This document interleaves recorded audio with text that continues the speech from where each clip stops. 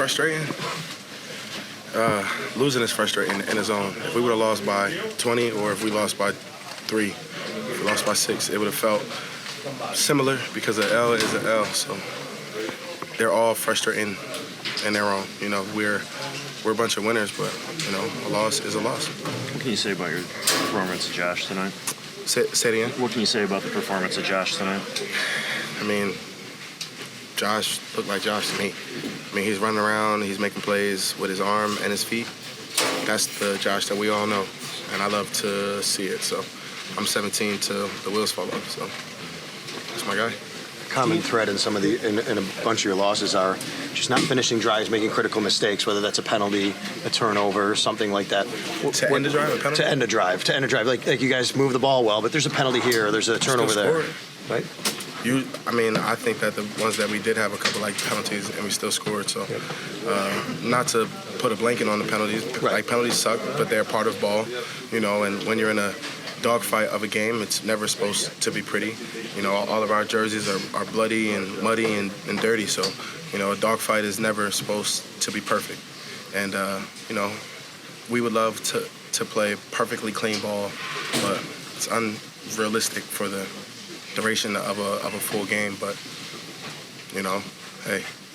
Did it feel like those were? I mean, you can't complain about them because you have them, but it felt like a one-sided penalty called game.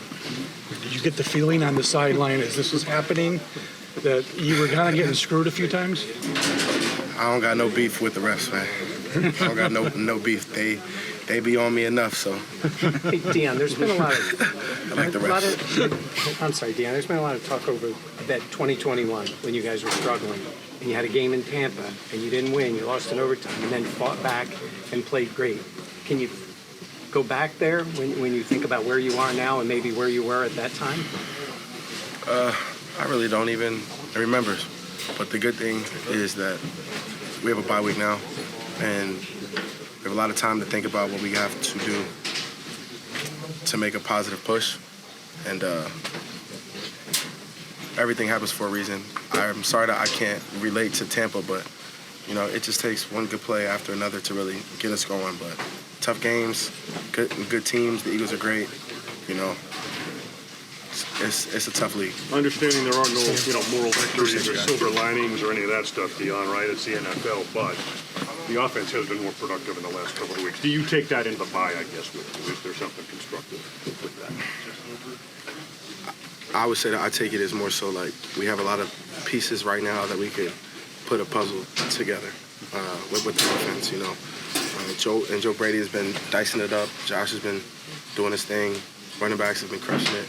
The tight ends have been doing a great job in their role, and everybody's been doing their part. You know, the O-line has been staying intact and staying, you know, one beat. So it's a good feeling. So there is definitely positives that we're going into the bye week with. You know, losing does suck, but there's definitely pieces of this loss that are great. And we're going to take them, we're going to see them, and we're going to emphasize them and build on them.